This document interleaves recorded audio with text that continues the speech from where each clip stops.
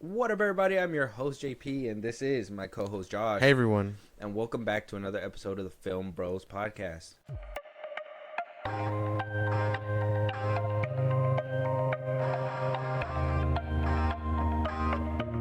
Live stream. Okay, yeah, so, if you guys haven't been joining the live stream, where are you guys at? Obviously, if you guys are listening to this in the past, or, In the future. past tense. Oh, past tense?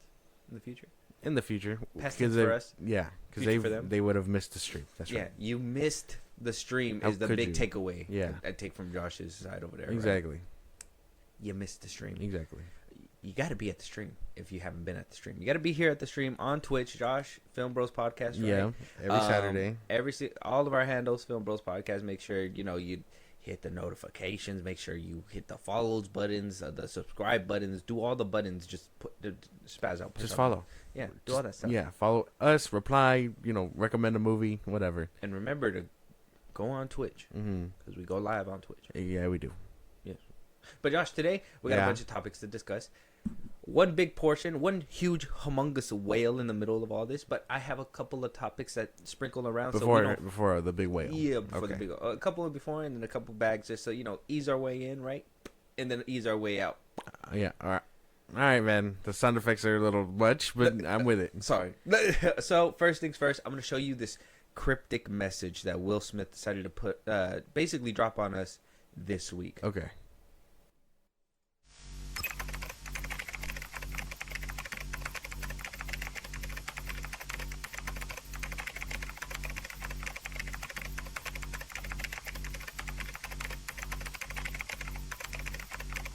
Ready?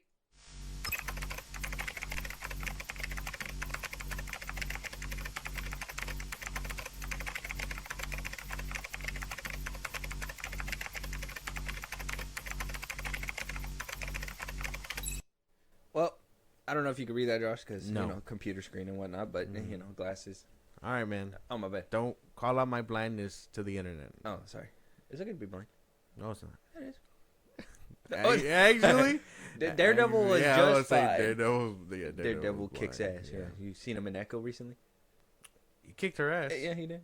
Oh, kind of just left. Yeah.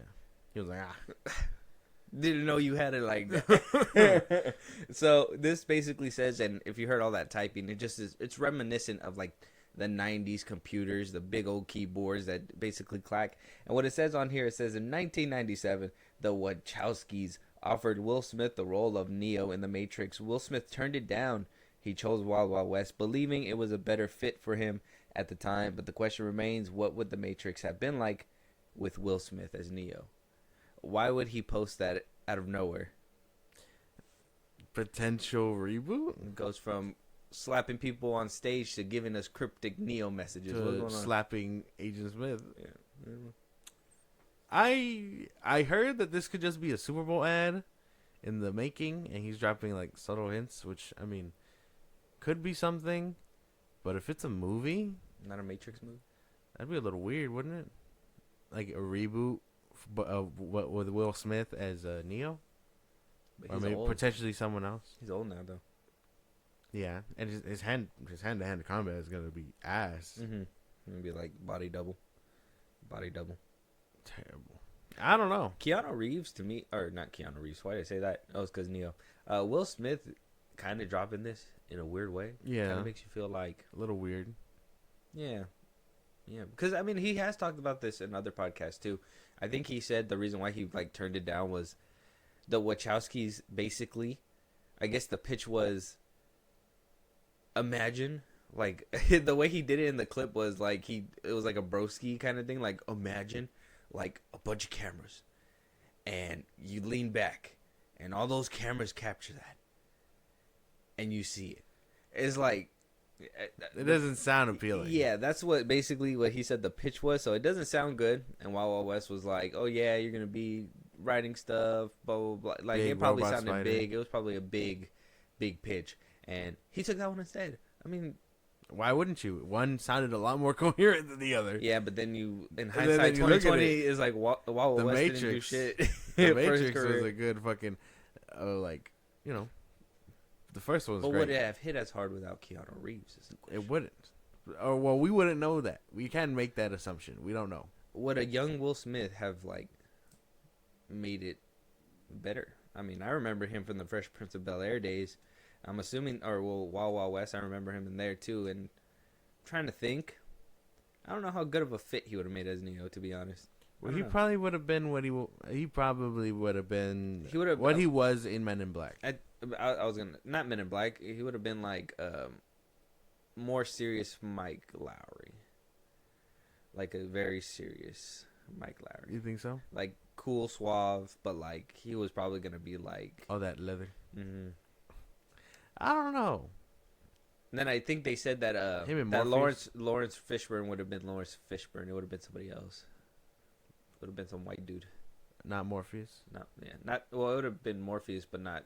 Oh, not Lawrence Fishburne. Yeah, that would have been. That one seems more off-putting. A white Morpheus. that's a little weirder, don't you think? Well, in a different timeline, at least we know that happened. Something like that. It sounds crazy. I think it was Gary Busey that they wanted. I only remember him from the Family Guy skit, so I can't even. You know who Gary Busey is? No. Oh, you need to watch the older movies. Okay. But that's the thing. I think if this is a reboot, I mean, it could be cool, but yeah, he's old. He's a little too old for this. Yeah. And if he's just trying to rehash this like Neo stuff, just because it's like, no, I don't think so. I mean, he's been rapping. You seen him rapping? He's been making music. His career is back, which is weird because he's just working with Jordan Lucas. Like, it's the weirdest fucking thing. Well, I mean, Jordan Lucas is the only one that don't make music with him that it won't. I mean, I think it's corny. I don't listen to Jordan Lucas either. So what? I kind of listen to. I haven't listened to his new stuff anymore. I listen to some of his stuff. I think he fell off a little bit, and him doing music with Will Smith solidifies the fall off. Perhaps. Unfortunate. But he has bars though. I don't know recently, but he did have bars. Oh no, Will Smith. Oh, he kind of does. Does he? Yeah, he's old. Name school. a bar. Can you just say a bar right now? No. Then he has no bars. No, well, I don't know it like that, but he does. Like when I hear the music, I'm like, all right, yeah, he kind of flowing. But he has old school flow. He sounds like LL Cool J right now. Oh, okay. Like, well, maybe back to his what did Will Smith put out back in the day? Shit, I forgot. That Friday the 13th song, or not? Nightmare on Elm Street song.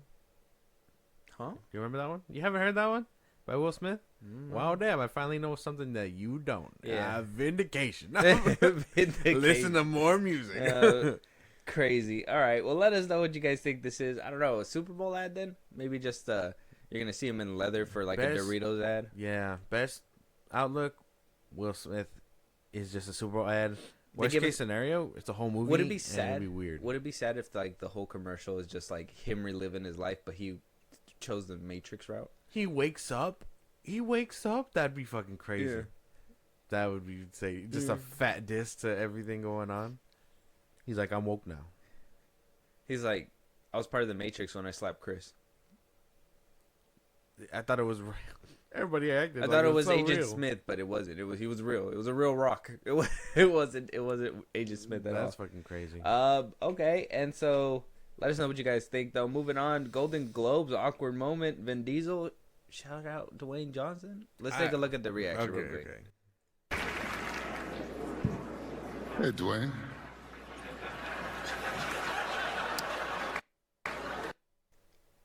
A lot of people said his smile faded. It did. I feel like it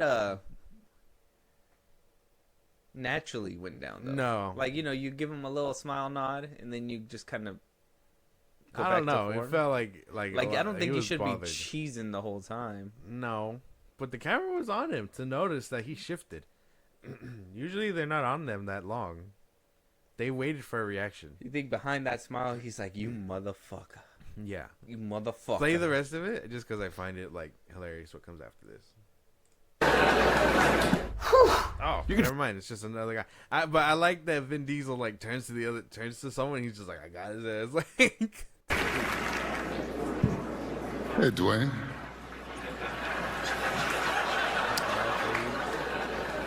Oh yeah, he kind of looks. Yeah, he looks off to the side. I don't know, man. I think he got him. I think that was a dig. That was a dig. What was the wait? What? That was a Vin dig. Diesel That was a dig. was digging at Dwayne. I'm pretty sure. Why? I thought he was in Fast X in the post credit scene. They're probably still beefing. I thought the beef was over. Nah, I don't I think thought so. they were like, I'm getting my spin-offs and shit. And Nah, man, I don't know, because we haven't heard anything about anything from. So that. is this like another public attempt at trying to get Dwayne in his good graces to kind of get him back in Fast 11? I'm pretty sure. Is that even happening still? He didn't even say The Rock. He said, "Hey, Dwayne." He outright he called him out his name. That's bullshit, in my opinion. Bold shit. Beef lives on. Oh, you think the beef is living on? Yeah, bro. We haven't heard anything come from those Fast and Furious stuff though. At all. At all. Supposedly they started filming. Supposedly. We'll know from Vin Diesel's Instagram whether he starts filming, alright? He'd post it everywhere. And he'd be like, "Oh, back with the family." We'd see that. That's basic. Yeah, he would put it everywhere. I don't think I've seen him. Because when that happened, Not the government. we're going to get the fucking, what is it? We're supposed to get spin-offs, and then we're supposed to get, the Rock movie, which is it's another Hobbs movie, and then the last Fast and Furious movie, quote unquote. He's recording the new Riddick movie right now. That's what he's recording right now. Oof. He does not. He is not looking Riddick shape, my man. Yeah, no, I don't think he worked out. Oh, look. All Love Always. This was after the Golden Globes. Oh, okay. Well, there you go then. Perhaps he was just calling out his boyfriend. No. Maybe he was just trying to glaze a little bit harder. Oh, that's crazy. I don't know.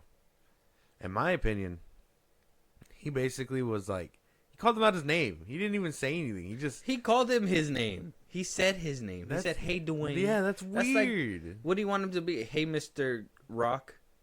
I don't know, man. Hey, Mr. Johnson. Hey, my good friend Dwayne's right here. Good to see you. I don't know.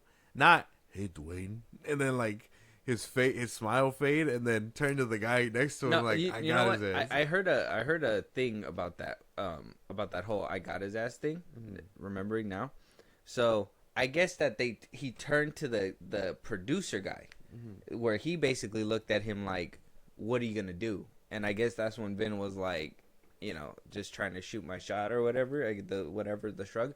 But I guess because it was on live television, when he did that, they didn't know if it was gonna be another, slap the face moment. So I guess that was a look like, "What are you doing?" And I guess Vin Diesel was kind of giving him like it's okay, whatever, I don't know. That's what I was hearing though. A little weird. Yeah. A little weird. I don't know. Does the beef live on? I'm pretty sure. Is there beef? I don't know. That didn't seem beefy to me. That felt weird though. It felt weird because it's like, y'all don't. We haven't seen them actually have interactions in person as of recently, so it's gonna be weird. There's a big difference in this because like I said, he didn't even say like, "Oh, my good friend Dwayne, right there.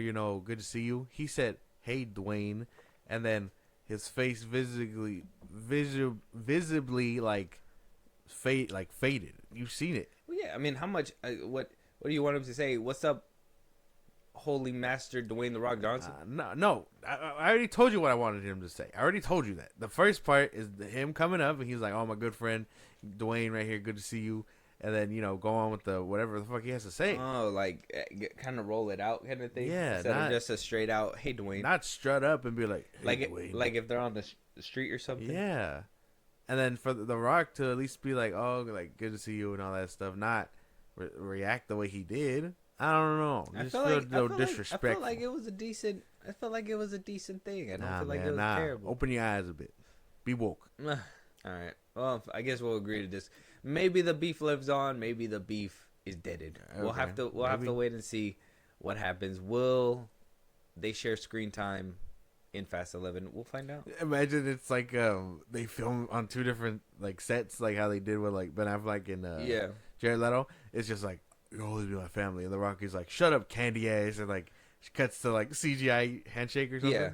Well, I found out apparently that scene in, what is it? Is it Fast 6? Fast 6 after the whole baby oil. Oh, you better have the baby oil and shit like that. And then he walks up to Dwayne, and they're facing each other, but they're not in front of each other. They're looking differently. They weren't on set. Oh, really? Yeah, I guess the beef was kind of brewing since back then, but they weren't together then. Damn, really? Yeah, that I mean, if you rewatch the scene, you could tell that Johnson's a little bit this way, looking kind of like at the shade, and he's like, "If I gotta get you again or whatever," and then Vin Diesel's like, "No, you won't," or whatever, and he's like looking at a different. They're literally like this, so it's like, I didn't. I thought it was supposed to be part of the movie, like he's a cop and he's telling him like, "I'm gonna catch you," but he doesn't want to look him in the eye when he tells him that. But apparently, it was. They were just not on set. I didn't even know time. that. I didn't even know that. That's crazy shit. Yeah. I don't know. I guess the beef Bruce from back then, and maybe Paul Walker's death kind of was that. Maybe he was that middleman, and then when he died, no more middleman. No more middleman, and so they just bumped heads from there. That could have happened. That does sound like something that could happen. Damn. And it just got worse in 8.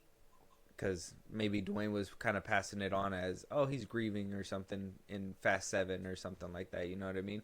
And then when 8 rolled around, he was like, oh. Well, in Fast 7, they totally shafted his character. Oh, that's true. Yeah, he was in the hospital. Mm-hmm. And then at the end, he comes in and saves the day. So he gets a badass moment. But they cut him out of 7 entirely. Yeah, he's basically 9. And then 8, he's in there for 8. Yeah, but that's when we found out that they weren't even on set with each other either. Yeah. And then 9... we basically replace his whole character with John Cena. Mm-hmm. I don't know. Beef might live on. We'll have to find out. Let us know. Let us know what you guys think. Is the beef alive? Moving on. Josh, I was trying to avoid this because I didn't know if it was too big, if it was going to explode to something more. Dude, it exploded to way more than what I could have expected it to be. We have Blake Lively and Justin Baldoni's case that we're going to be discussing right now. And I say it got big because it's a lot. It's a lot. There's a couple things that came out recently. Okay. Ryan Reynolds is being implemented in this case as well, saying that they're bullying Justin Baldoni at this point, and Justin Baldoni's trying to push back to say that it's Blake Lively and the Reynolds that are basically the bullies here. Mm-hmm. And so there's a lot of he said, she said going around. And I personally didn't want to pull up article after article and explain it all by myself. So I got a video to do it. This is coming from YouTuber Legal Eagle. He's basically going to break down what happened. We'll be doing pauses, talking about little sections. It is a long video, but I'm hoping these little sections will reduce that and we'll get the picture a lot faster. Okay. I'll pause it and I'll read some of the documents that he doesn't read all the way through, so we don't have to rehash that throughout the video. Okay. But we'll start with this, which is basically the legal documents on what Blake Lively said happened to her on the set of It Ends With Us that released back in 2024, close to the holiday season, right? Yeah. I think the movie bombed. Mm-hmm. I don't think a lot of people talked about it. I mean, it was that buzz of what happened with like Florence Pugh and Harry Styles in that one movie a couple years back. What was that one called? Where Harry Styles spit on Chris Pine. He didn't spit on. Stop saying this. Stop. Stop with the fake news. Stop spreading fake news. I can't remember what it's called, though. Yeah, but good something, good darling, something like that. Don't worry, darling. Don't worry, darling. Yeah. So we'll start reading this, and I'll kind of read the legal stuff as it goes down. The way to imitate art, doesn't it? But Lively alleges that Baldoni improvised physical intimacy during their scenes with. So I'm gonna read this whole thing because he doesn't read the whole thing, but so we don't have to rehash it later on. So one of the parts that it says here is that that there was no intimacy coordinators to observe intimate scenes on set, right? Without the protections in place, Mr. Baldoni improvised physical intimacy that had not been rehearsed, choreographed, or discussed with Miss Lively. With no intimacy coordinator involved, for instances, Mr. Baldoni discreetly bit and sucked on Mrs. Lively's lower lip during a scene in which he improvised numerous kisses on each take. Mr. Baldoni insisted on shooting the full scene over and over again, well beyond what would have been required on an ordinary set and without advance notice or consent. Oh, shit. On another occasion, Mr. Baldoni and Miss Lively were filming a slow dance scene for a montage in which no sound was recorded. Mr. Baldoni chose to let the camera roll and have fun and perform the scene, but did not act in character as Raul. Instead, he spoke to Miss Lively out of character as himself. At one point, he leaned forward and slowly dragged his lips from her ear and down her neck and said, as he said, "It smells so good. None of this was remotely in character or based on any dialogue in the script, and nothing needed to be said. Again, there was no sound." Oh my god. So that's what she's accusing him of. And without her prior agreement, kissing and touching her without her consent. She claims Baldoni repeatedly made inappropriate comments. Mr. Baldoni also routinely degraded Miss Lively by finding back-channel ways of criticizing her body and weight. A few weeks before filming began, and less than 4 months after Miss Lively had given birth to her fourth child, Miss Lively was humiliated to learn that Mr. Baldoni secretly called her fitness trainer without her knowledge or permission and implied that he wanted her to lose weight. Comments about her body, presented numerous photos and videos of naked women to her for. So these fully nude photos and videos were supposedly to help her out with a scene where she was supposed to be giving birth. Yeah. Where Baldoni says that he wanted her fully naked. That's what Lively says. That Baldoni said that he wanted her fully naked. I guess that she met him halfway because she wasn't into that, weird stuff, and was like, "I'll be from my legs down, but have a little piece to cover her, her area," and that they would go about it that way. And when she wasn't performing well enough, one of Baldoni's friends / actors who was playing the doctor showed her pictures of somebody giving birth fully naked and holding a baby on her chest to kind of paint the picture. For no reasonable professional purpose, initiated inappropriate discussions about his pornography addiction and sexual history. That's another thing that's self-explanatory. I don't have to read the whole thing, but talking about his addiction and problems that he had in the past. And pressed her to be nude from the chest down, save for a small strip of fabric to cover her genitals, while filming a birthing scene despite her prior protest. And that's just... Yeah. So what do we think about those claims so far? It sounds kind of crazy to me that all that shit was happening, and he seemed to have coordinated it to where basically there's no evidence. That's the way I feel about it. A lot of it feels like it's her word, and I mean the biggest thing, which was that one with no sound. He probably coordinated that, and then when they're like, "Oh, but we did the scene."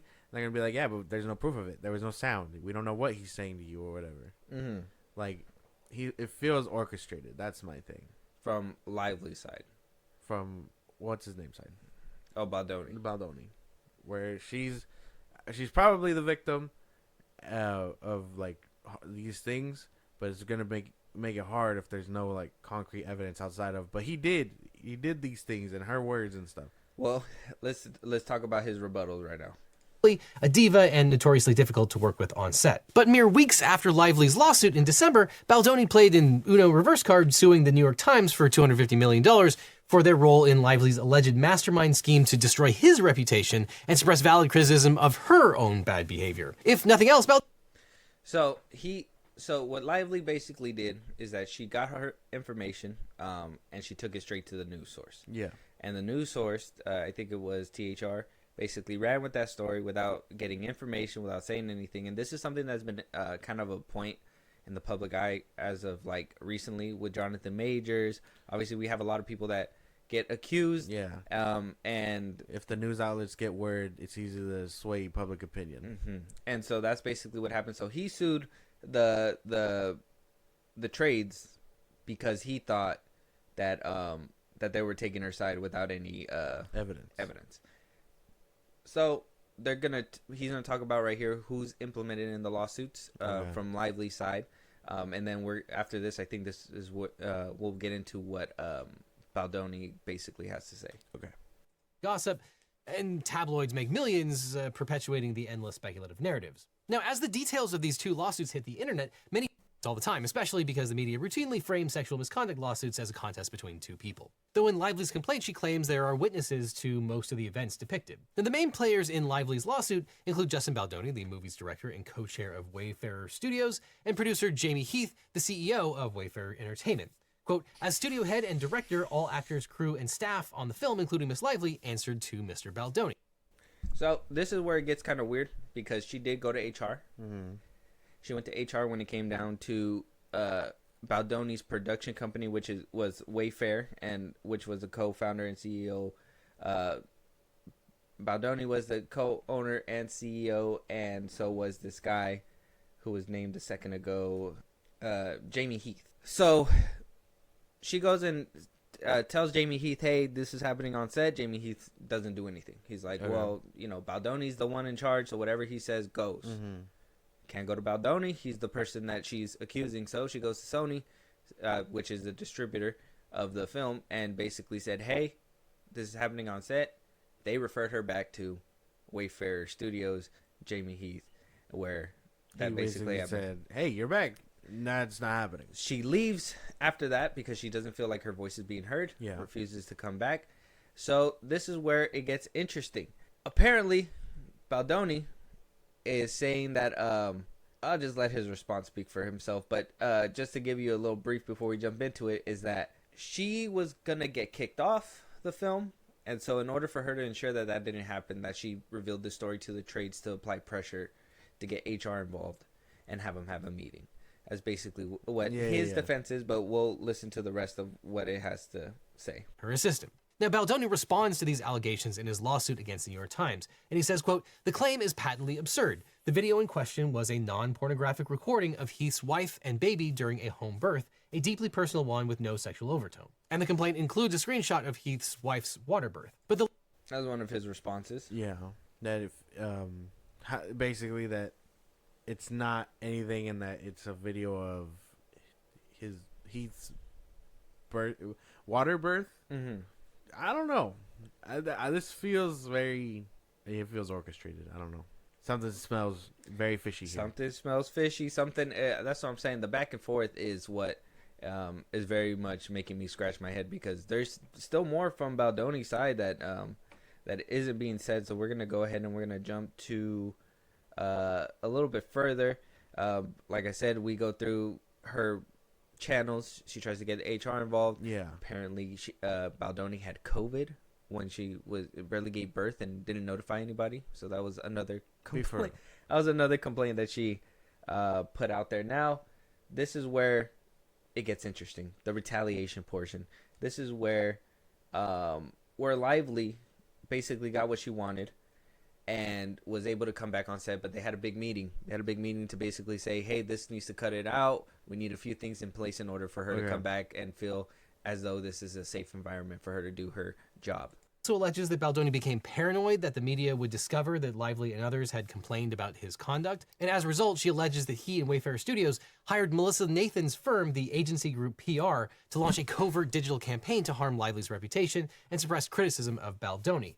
The retaliation plan included spreading false narratives on Reddit and social media designed to undermine Lively's credibility, and the complaint alleges that Nathan delivered a proposal that included, quote, creation of a social fan engagement to go back and forth with any negative accounts. This method of engagement is called astroturfing, and it's designed to look like opinion commentary from the general public when it's actually manufactured by a particular group.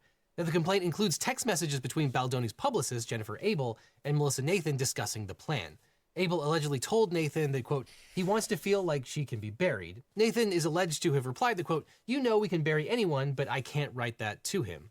In text messages, Abel and Nathan discuss a Daily Mail story titled, Is Blake Lively Set to Be Cancelled? Nathan complimented Abel, writing, you really outdid yourself with this piece. Nathan replied, that's why you hired me, right? I'm the best. The campaign allegedly included public humiliation, as marketing strategies were shifted to frame Baldoni as a supporter of survivors of domestic violence, sidelining Lively and distancing her from promotional efforts. Online comments started vilifying Lively for telling fans to, quote, wear their florals to the movie, with many concluding that she was insensitive to domestic violence. Now, under many anti-discrimination laws, a person must file a charge.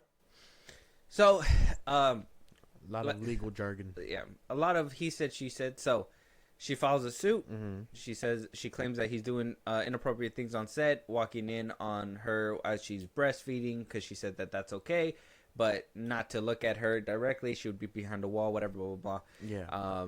You know, her not feeling comfortable with certain scenes, all this and that. She goes to the tabloids. Tabloids take her side. He sues the tabloids, saying that you shouldn't have taken her side and should have asked questions. Yeah. He goes and does his own countersuit, saying that we did everything we could. We had people here. There was no HR complaints. By the time that he heard about it, they were already sitting down for the mass meeting to get her back here. Yeah. And so Lively said, after she was already back and things were in place, they started a smear campaign against her now. So where that was happening to him at first, this was happening to her now, saying that this is all just fake. She wants attention. She wanted, basically, some confidence that she was not going to be replaced on set. Okay. And so by the end of all this, right, we have Lively's claims, which they're all going to be jotted down right here. In court. And Lively filed her lawsuit in the U.S. District Court for New York. The lawsuit puts forth 13 causes of action, including sexual harassment, retaliation, breach of contract, intentional and negligent infliction of emotional distress, invasion of privacy, defamation, false light, failure to prevent harassment and retaliation, negligent supervision and retention, interference with prospective economic advantage, constructive discharge, and loss of consortium. Now, Damn, she coming at his neck for everything, She getting which her makes sense because if all this stuff is true, I mean, everything solidifies, that stuff. I don't know how far the sexual stuff is gonna go, only because that can't. It seems like it can be documented. It has a lot of like. Oh, He has she text said? messages. He does have text messages where it says, "Oh, come rehearse my lines. I'm breastfeeding, but come over to my trailer." But apparently, he walked in. That he barged in there, and with makeup crew doing her stuff or whatever, was looking. So I mean, like I said, it's a lot of he said, she said. Maybe some things were okay in the moment, but then when he got comfortable, he overstepped went too it. much. I mean, was very much this guy of like, women's rights. He was an activist. He has that background. I think they took away his women's award. I think they gave him an award for being like a women's ally or something. That's crazy. And they took that away because of everything that's happening, which is it's gonna play into some things later on. But here's his side of the lawsuit. By the end of it, this is where he basically went straight for Lively, not for the tabloids, but for Lively at this part. Now, 10 days later, Baldoni retaliated by filing a lawsuit, but not against Lively. Instead of countersuing Lively, Baldoni pulled the bonkers move of suing the New York Times for defamation, false light, invasion of privacy, and breach of implied contracts. The plaintiffs claim that the newspaper published an article based on Lively's civil rights complaint that painted Baldoni and Wayfarer as orchestrators of a smear campaign against Lively, a claim which Baldoni alleges that the New York Times knew to be false or willfully refused to perform basic fact-checking. According to the complaint, Okay, so that's again a lot of information, but yeah, so he's still not going at her directly. He's still doing the tabloids, which that says a lot. Because for me, if this is a smear campaign on him, why wouldn't you go for the person directly that is doing all these accusations, doing the smearing? Don't try to repair your public image to us. Yeah, tell Lively and Reynolds like this didn't happen on set. Yeah. And if it did happen, Like, stop making me look like the bad guy. Yeah, like that's something that you would have to go for them. But I mean, I understand the tabloids is probably the first step because I mean they're the ones they sway public opinion. They're perpetuating the rumor and stuff like that. So, what? I mean, this seems like a lot, right? It is. It's obviously a lot because why would not just go directly for Blake? But because she hasn't done anything. If he goes for her, then it actively implies that they're attacking her, which gives them free range to be like, oh, so now we got to investigate all these things instead of doing it quietly. You pay us a good fine, we squash things, we'll be all right, maybe even do another movie with you. But if he goes for her, their legal teams basically clash, things start opening up, sexual harassment gets investigated, all these things open up again. He doesn't want that, so he'd rather go for the tabloids, the ones that are saying, hey, you're the ones calling me all these things, but I haven't done anything. There's nothing going on. There's no evidence. When it's just when it looks way shadier that you wouldn't go just go directly at the one going for it. That's what Johnny Depp and Amber Heard did, and then they let their dirty laundry out all over the place. Yeah, but he doesn't want that because he probably did some shady shit. Probably. I mean, but he doesn't want that. Yeah, he doesn't want that though, because then the tabloids and all that stuff. Tabloids can be like, oh well, we did it, and then you sued us. We'll pay us our fees. What if he did all this stuff thinking that he wasn't going to be in trouble for it because he made himself that name where he's like this woman's person, and maybe things weren't. He's like, it couldn't be me. I got the trophy. What I mean is that, like, what if in his eyes it was unintentional, like actual like acting and trying to coach her through these scenes or whatever, but because he thought, oh, I'm comfortable here and nobody's going to do this to me, that's probably what would happen. But that would have to also go to his side where it's like, this is a professional space and you should be more aware of people's like a personal space and whatnot. I can understand that, but why wouldn't there be an intimacy coordinator on the set. That's HR. That's direct. That's coming from the director. That comes from the producer side. Like there should always be someone there. Why wouldn't there be someone there? That would make sense. Yeah. Because I think the only time we heard of another one not being there was in that Andrew Garfield one. Mm-hmm. Andrew Garfield and the Florence Pugh movie. They said they didn't have one, so they were fine just doing the fake scene with the cameraman just recording. Yeah. So I'm sure that's if you're professional. If you're professional enough to do that, and you're not being creepy about it, then it's like, okay, well, let's go. But it seems like he's a creep, and she was just like, I'm just doing my lines. I'm just a girl, and so I had a baby. He took advantage of no coordinator and of her, and was like, I'm gonna get freaky a bit, and then he got freaky. Yeah. Freaky allegedly. That's why freaky without intent either, because it's like Andrew Garfield and Florence Pugh probably discussed that. They're like, we're gonna get a bit hands-on. Pretty passionate. Yeah, and if you're like, if I'm like, oh, I'm just doing my lines, and the person I'm doing the movie with is like, I'm gonna do more than the lines. Yeah, like you should tell me that, and then I'll tell you. Nah, I think we should either A, let's go for it, or B, fuck off. I do also think something that obviously she just had a baby and stuff, so her emotions are heightened as well. Mm-hmm. So in my head too is like, what's something she would have been okay with maybe a normal circumstances. She just had a baby, so she's probably like, I'm a mother, dog. Yeah, like, she probably just feels uncomfortable because she just had a baby. There's certain things in her life that she has to deal with too, that I can kind of understand her side, but at the same time, it's like, we need to get these facts straight too, because if that's the picture that they showed, it's like, okay, well, she's making it sound like it was this like random photo off the internet of a woman birthing butt naked, but it was like the director's wife and his child, and maybe that's unprofessional, but it's like, okay, this is the vision that I'm kind of going for. This is my family.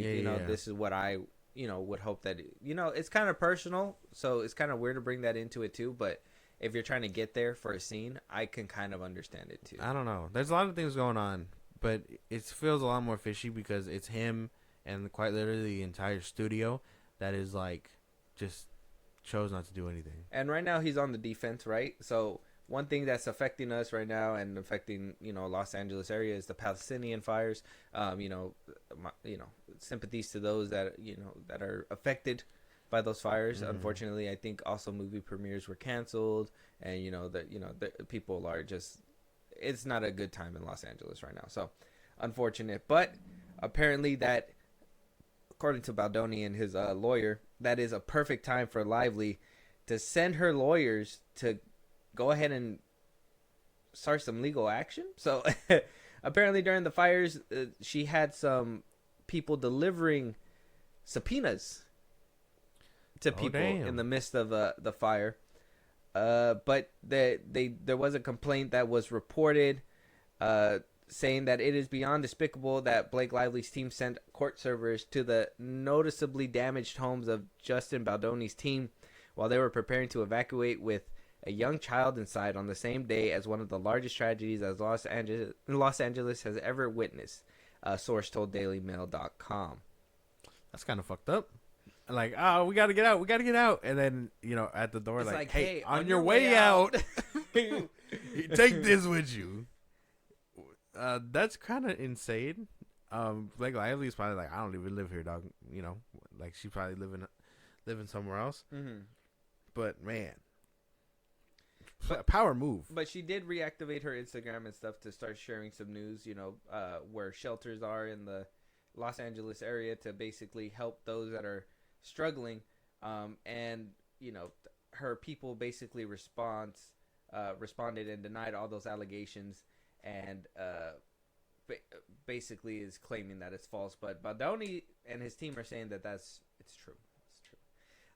And his team is also saying that apparently Blake Lively and Ryan Reynolds are a couple of bullies because they decided to make fun of Justin Baldoni in Deadpool and Wolverine, with Ryan Reynolds playing Nice Pool. And Baldoni's own lawyer kind of confirming that come on, this is Justin Baldoni. Ryan Reynolds is basically making fun of him. And in this interview right here, let you listen to this. Do you think that's what he did? We have a clip where his character Deadpool, which is very popular in this movie, acts more like the Justin Baldoni that I said turned me off with the like, I'm against toxic masculinity. And there's a question about whether he was taking a shot at Justin. Here's the clip. Who are you? Oh, I'm Deadpool. And I guess you're Deadpool too. But in here, everybody calls me Nice Pool. Oh my goodness, wait till you see Lady Pool. She is gorgeous. She just had a baby too, and can't even tell. I don't think you're supposed to say that. That's okay. I identify as a feminist. Right. What I make of that is that if your wife is sexually harassed, you don't make fun of Justin Baldoni. There's no question it relates to Justin. I mean, anybody that can watch that, the hair bun. If somebody is seriously sexually harassed, you don't make fun of it. All right. Comedy police. I don't know Justin Baldoni like that. I don't know if I've even seen him in anything outside of anything. I don't think I know this man. And there's like this movie, I swear to God, this movie is the only movie where I've heard his name repeatedly, and it's not even because of the film, because I haven't seen it. Yeah. I'm not going to watch it unless CJ wants to watch it. And in which case, if she wants to watch it, she says she hasn't because she heard all the drama. Yeah. We're not going to watch it. I heard it's trash. So it's like, the only thing that they're going to remember is that she won. A lot of people are pointing out in that movie too that a lot of their scenes are stale, and they're like, "Oh well, you know, they're supposed to be a toxic relationship, so they shouldn't be happy." But it kind of seems like whatever was happening on set fucked it all up. Yeah, I mean, you can kind of tell with Don't Worry, Darling. That one had the same kind of stuff going on too sometimes. But like I said, I don't know how he acts outside of like that stuff. I've never seen this man, so to me, Nice Pool was just being Nice Pool, you know. Well, that's why for somebody who don't know Justin Baldoni, it's just a person. It's just Nice Pool. Yeah. But like Justin Baldoni looking at Deadpool and Wolverine opening night, he's like, "Is that fucking me?" He's like, I am feminist.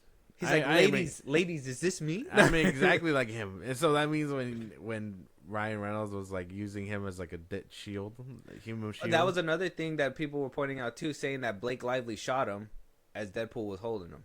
Ryan Reynolds was holding him. And that it was a subtle diss in front of like a bouquet thing because It Ends With Us was flowers. So like in front of, while he was holding them, behind was the bouquet. The bouquet. So.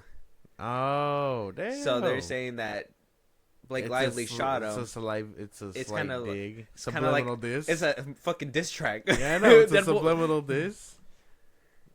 I don't know. That could be. I mean, that's another level of. That's another level. Like, you're gonna live. I'm gonna. Yeah, no. The lawyer. What is that? That's a hot dog cart. That's basically a hospital. Yeah.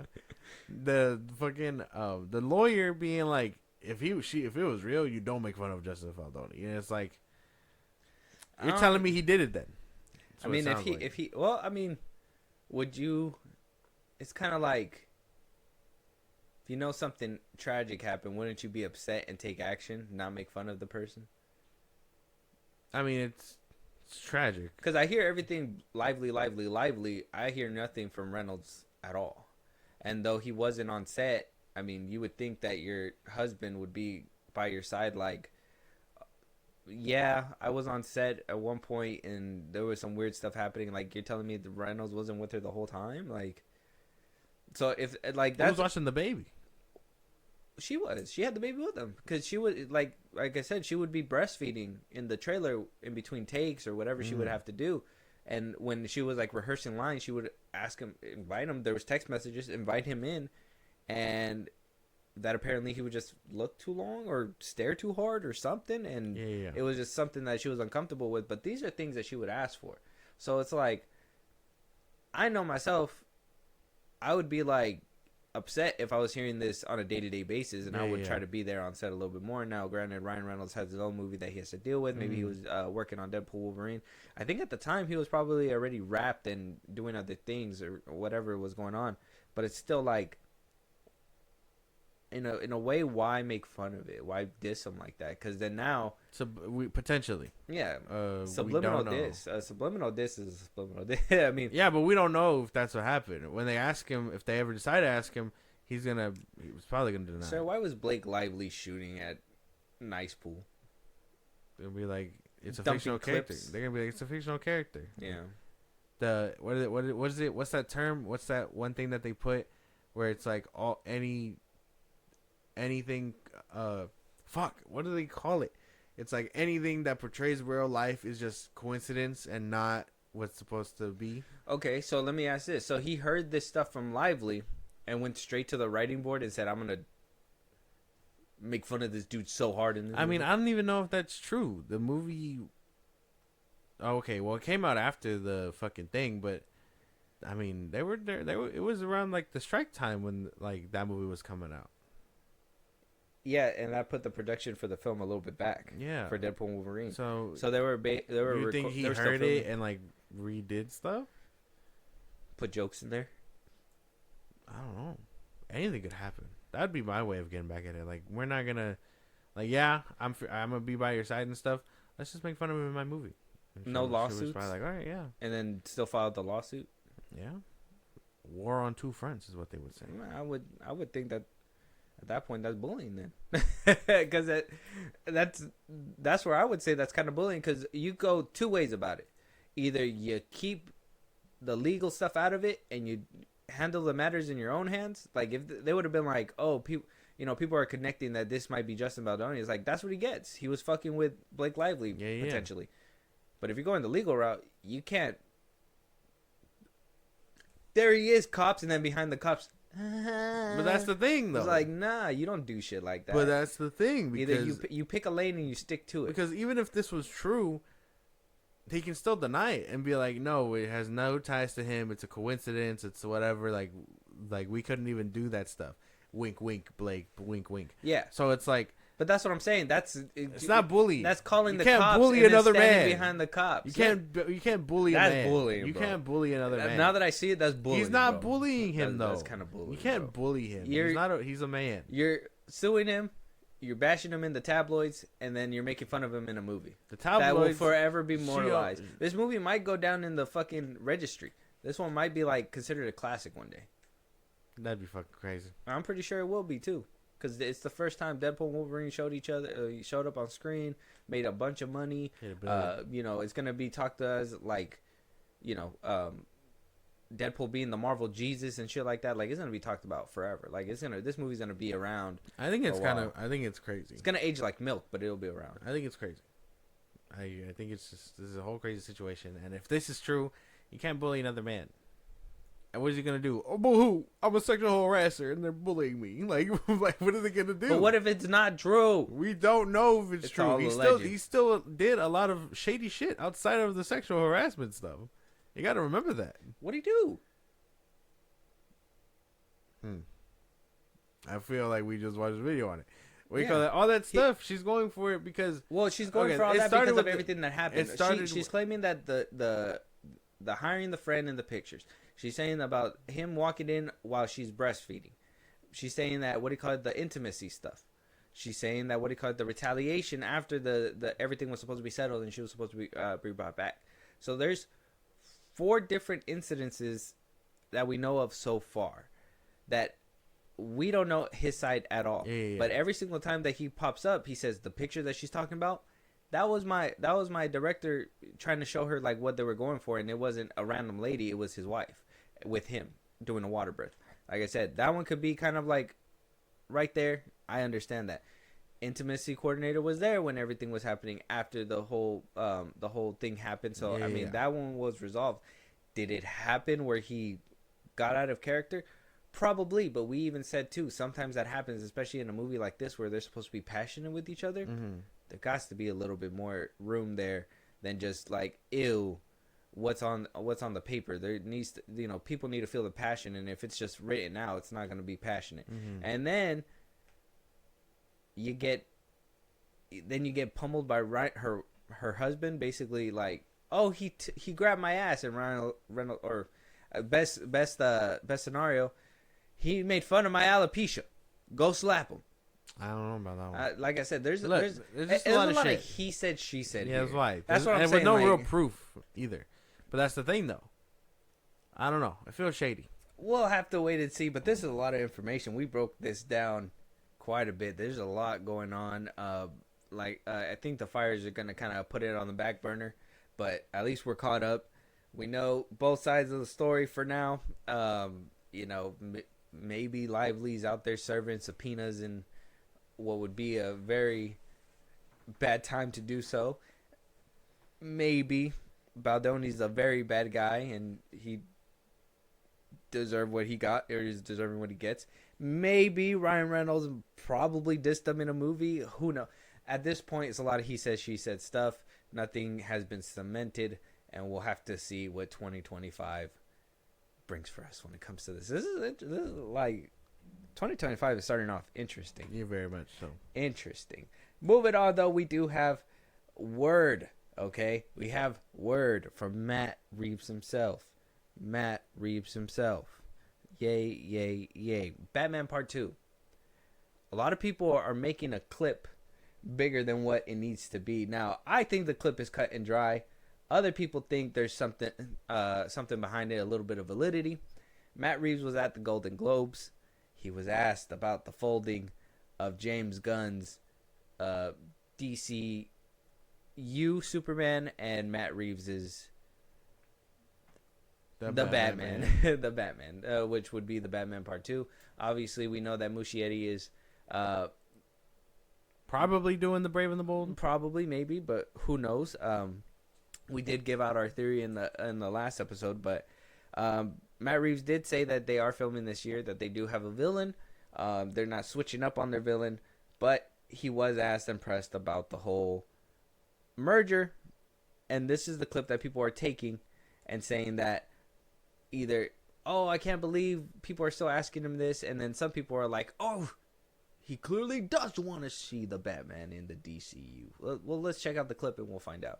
To James Gunn recently, and I asked him, obviously he talked about, letting you do your Reeves verse on his own, and I did ask him, have you contemplated recently integrating Rob into the DCU, and he said they've talked about it, because you talk about everything. Sure, yeah. What's your attitude about that at this point? I mean, it really comes down to whether or not it makes sense, and, I think what's been great is it was really a kind of a story that I wanted to tell. We're calling the epic crime saga and all of that, which is the thrust of what we wanted to do. And it's been important to me to be able to play that out. Yeah. And, James and Peter have been really, really great about that, and they're letting us do that. And, what the future brings, I can't really tell you. I have no idea right now, except that my head is down now about getting the Batman Part 2 shooting and to make it something really, really special, which, of course, is the most important thing. And if they decide, we really want Rob to be our DCU Batman?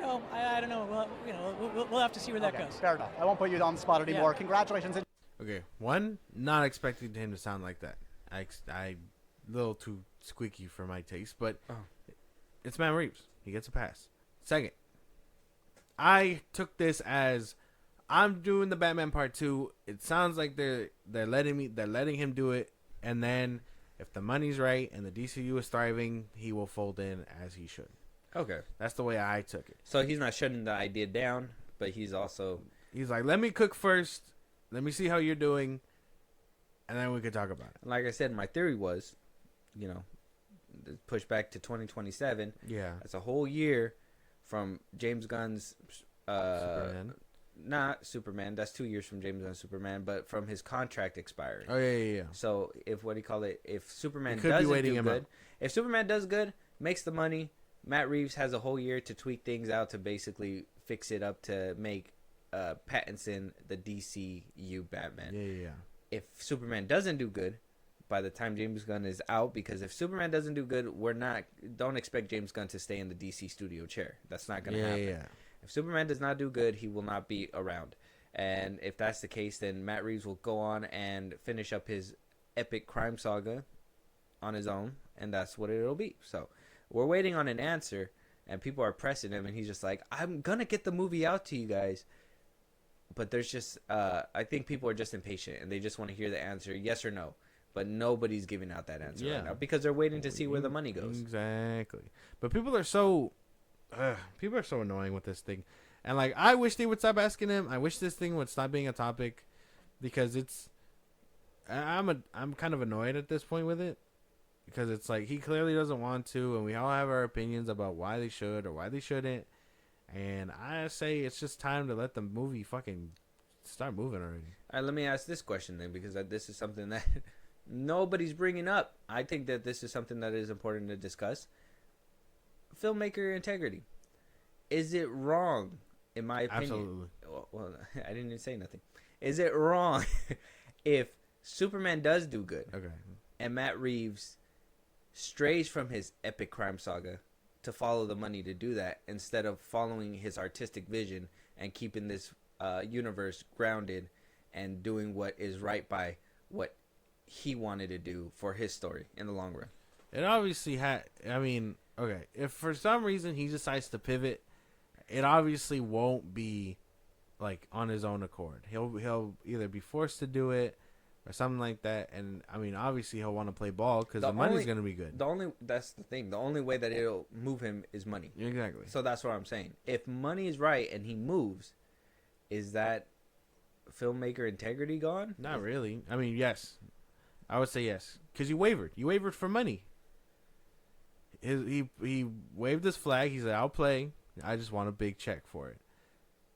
That would count as like losing your integrity. He couldn't keep the full scope of his idea for money, and then he folded in. Okay. I got to play devil's advocate only till we can go down this thing, because okay. I personally agree. I agree with you. I agree with you, but I'm gonna play devil's advocate because I do think, as somebody who is adamant, and out of this interview himself, he says, I have a vision. This is the vision that I wanted, but who knows? We'll see. To me, that's like, yeah, I have a vision, but it could be tweaked. In my head, I would finish up my vision, because I'm just like, well, you know, I want to see my shit play out first. Exactly. This is something that I want to do for myself. Exactly. Hopefully expand, and people are gonna respect me for, you know, kind of like Nolan, where he was able to do his whole vision 100%. So devil's advocate would say, what if he felt right in going in that direction? Not because of the money, but creatively speaking, it just fit so perfectly to move him within the DCU. If that was like truly the case, and like, you know, he's just like, I want my Batman to play with Superman and all that stuff. I mean, he can, you know, like there's nothing stopping him from doing that. Yeah. I'd find it hard to believe, because there's no way you're doing all that. It didn't even cross his mind before to consider that, you know? It'd be like Sony being like, holy shit, we got Spider-Man rights? Let's throw this motherfucker in here. Can't believe we never used them before. Like, you know what I mean? Like, holy shit, the MCU is making money. Let's throw Spider-Man over there. Exactly. Like, that would be the weird thing, because, I mean, this is what I mean. He probably avoided that whole thing because Matt Reeves was probably on the board at some point to maybe do things like Snyder and James Gunn, but was like, I just want 3 movies, man. I want to make my movies. I want to make my sideshows. And then be out of here, because I hear it's a fucking nightmare over here. So I don't want to be here longer than I got it. And so he's like, all right, I'll do the one. And then he did the Penguin. Then he wants to do Penguin season 2. And but then Batman James Gunn is probably talking to him, and Safran probably talking to him. They're like, hey, look, you can play ball with us. We got Superman. We got all these people that people want to see. And if you're down, we can do that. And we can make you a producer. The bag will be heavy, kind of like Pattinson. You'll have money coming in for the next few years. He'd be wavering for money. That's what I'm saying. So it's like, yeah, my vision tweaked, but it only tweaked because I got a bigger bag. Money. So I mean, I don't know. Do we have an issue with that? I have an issue with that. Like, and especially again, for push come to shove, and he's forced into it. That's even worse. I don't think he'll be forced. I don't think he could be forced. I think, if anything, it'll be on his own accord, and it has to make sense money-wise and universe-wise. But if it doesn't, then he won't do it. But I don't think it's the latter, to be honest. I honestly think that it's only going to be for money, and that's why I'm just like, well, everybody's talking about him merging. But what about James Gunn's whole filmmaker integrity and keeping the vision for themselves and blah, blah, blah, blah, blah. You know what I mean? Maybe you could make that argument. Well, if he folds Batman Part 2 in there, then you're going to get a grounded and a fantastical universe mixing together. That's 2 elements that 2 different directors are bringing in to merge into one. But when you hear that, you're like, it's not going to work. two different tones will not work in the grand scale of things, right? You could Not when they have to clash too. No, yeah. Well, I mean, you could maybe find the middle ground, but we had the middle ground. Here's the thing: is that it's not in a set universe with a set tone, where like, you know, things happen over here, whatever. Like, yeah, it could be happy and sunshine in Metropolis, but over here it's kind of dark or whatever. Like, you would have to establish that since the first film, not give us a bright and colorful Superman film and then a dark, brutal Batman film, and then try to merge those together somehow, some way. Yeah. You have to keep the tone a little bit light when it comes to Batman. That's the weird thing, because yeah, we got people, you know, we got Mr. Terrific, people making gadgets and stuff, and then Batman is stuck with a squirrel suit, not a glider. Yeah, or like a bat. Exactly. Cape. We have a whole kaiju over there in Metropolis, and this Batman can't even fly. This Batman doesn't even know Spanish. Yeah, you don't know Spanish. I don't know, dude. Like, I could see it. Like, the tone thing, a lot of people get these two things, like, misunderstood all the time. So, it's like, tone for movies can be anything. You know what I mean? If you want to have a cool Superman movie, like, bright and shiny and all that stuff, and then have a tragic, you know, solo villain story like Clayface, you can do that. That's two different tones already existing in the thing. But I think when we're talking about fantastical and grounded, those are the things that like don't mix like water and oil, you know, because like you said, you have these things are going on in the outside world, and Batman's stuck in the past with gadgets that he hasn't even considered making yet. Make it make sense. That's the thing. And then, like I said, I don't agree with that. I don't agree with forcing shit. Could Superman be that doorway?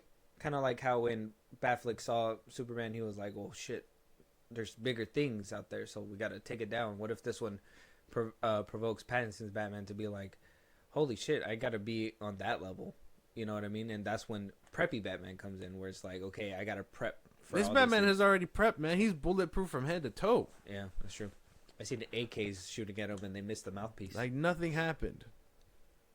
No one even got shot. No bullet, like, hit him and then, like, ricocheted off. It just, they all fell. Adrenaline pump. Adrenaline needle was kind of, yeah. So, I mean, he preps. This Batman doesn't have a prepping problem. It's that his gear is just stuck in the past.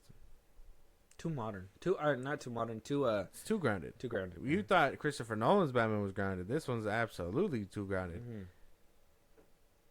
He was like, "We're not gliding with a cape. We're gliding with a squirrel suit."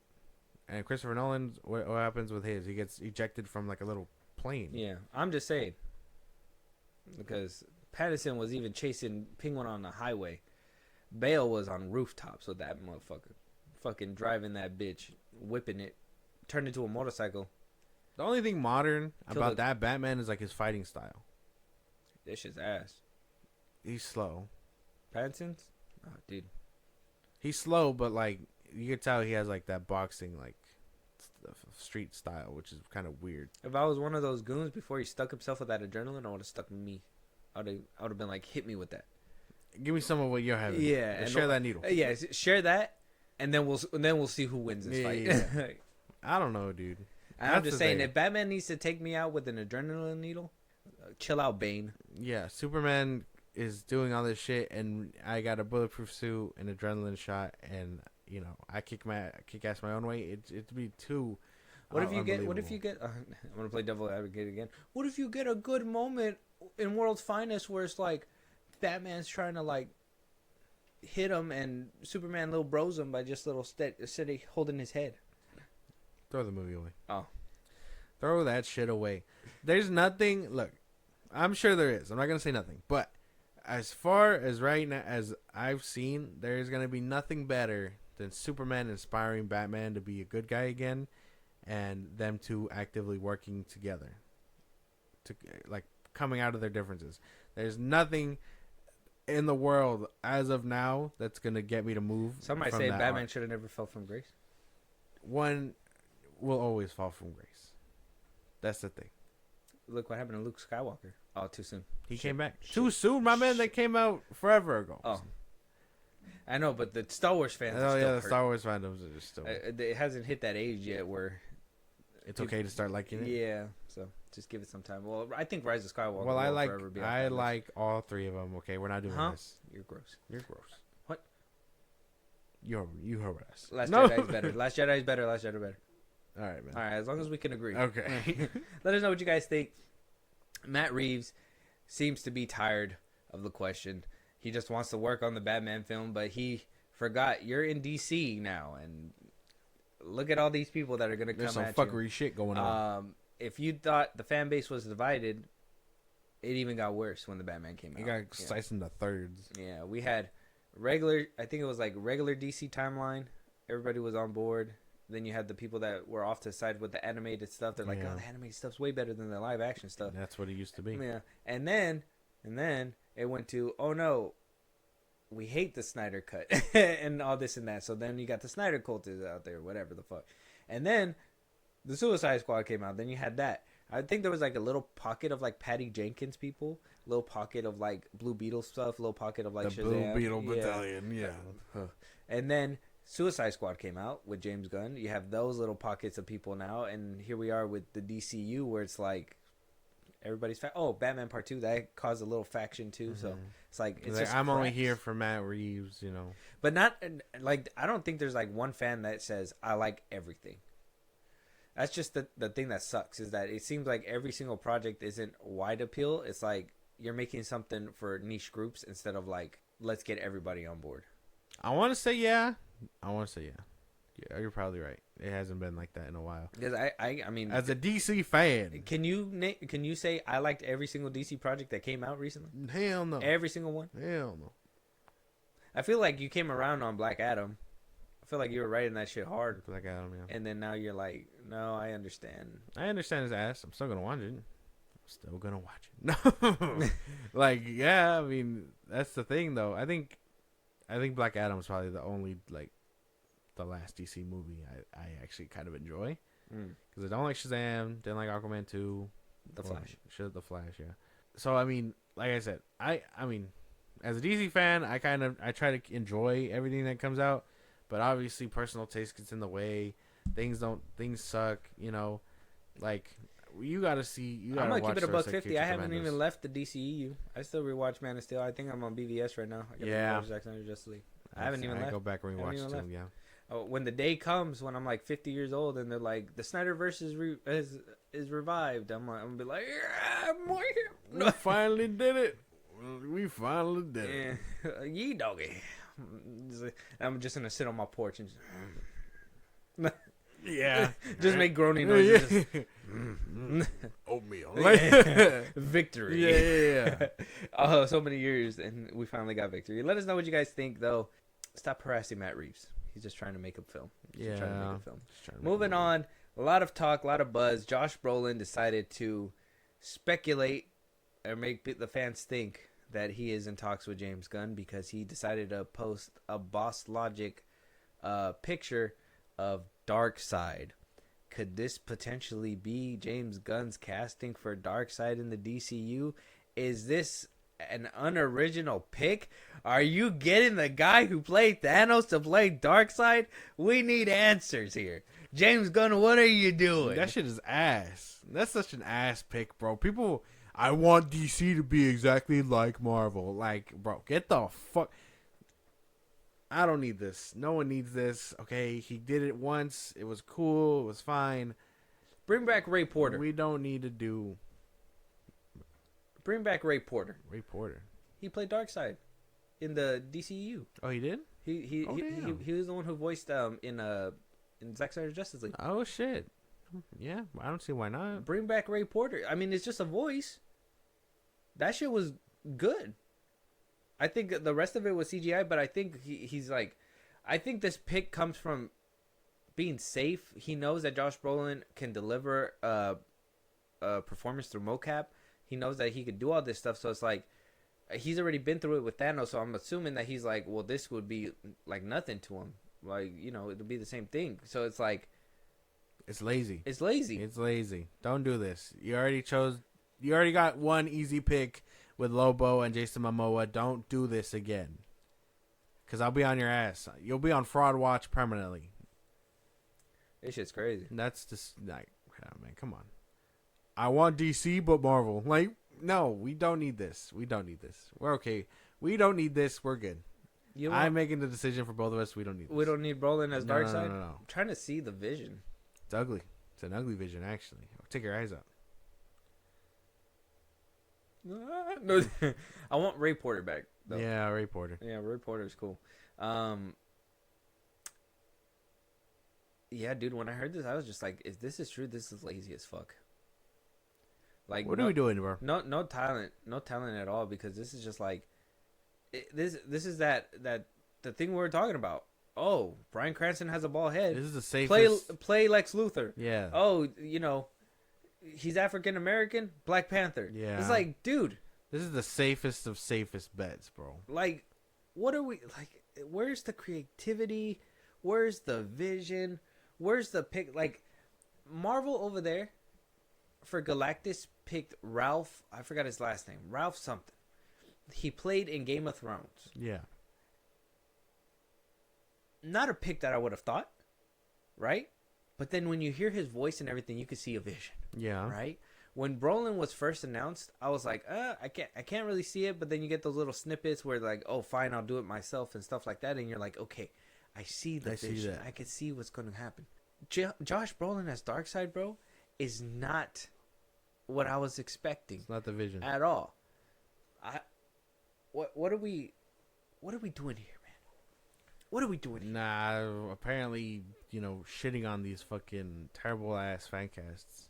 Don't let Twitter be the guy to fucking push you into this direction, James. Don't do this. I mean, that's why he hired Cornswit. Don't be this ugly. Don't do this. Rachel Brosnahan. You'll be on Fraud Watch permanently. Don't do this. Jimmy Olsen. Listen. Trunks. We don't have to keep going down the rabbit hole, but we gotta agree. We don't need this. This is unoriginal, right? I think it's unoriginal. I think this shit is lazy as fuck. My thing is that like, and then people are gonna be like, oh, but he never played Darkseid. What are you talking about? Like, it could be a good pick. He's right.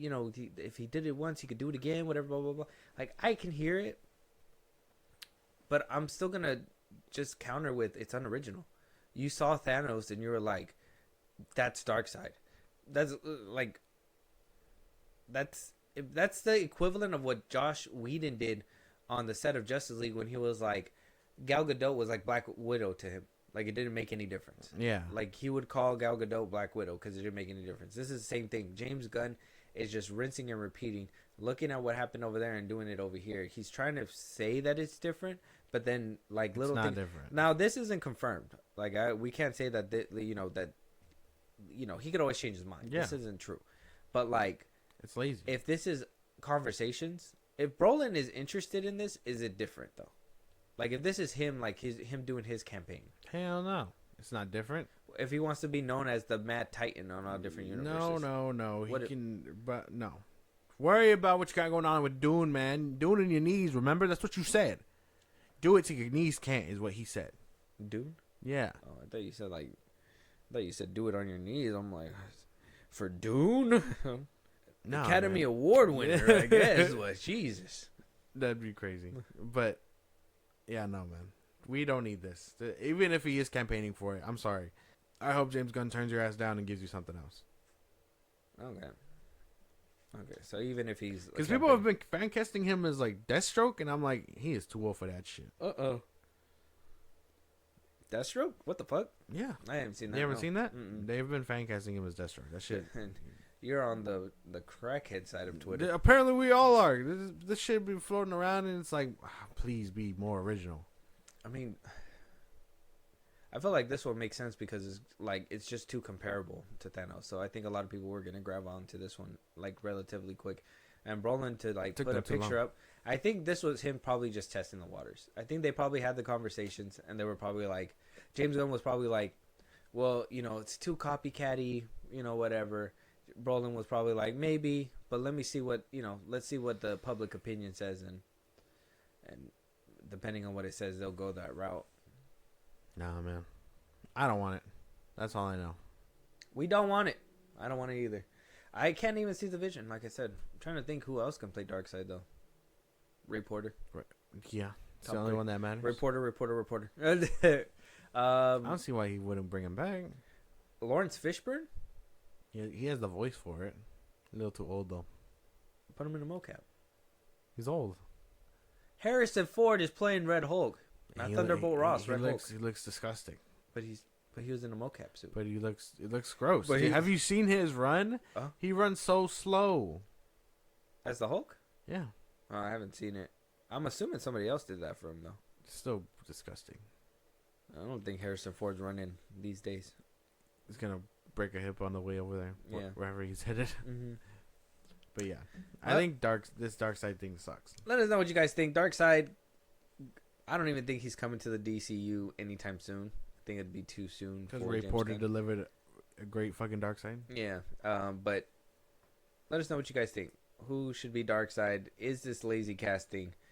And we'll discuss then. Moving on though, we did get a new photo from your favorite movie that's coming out in July, Superman. And this has got a lot of people talking.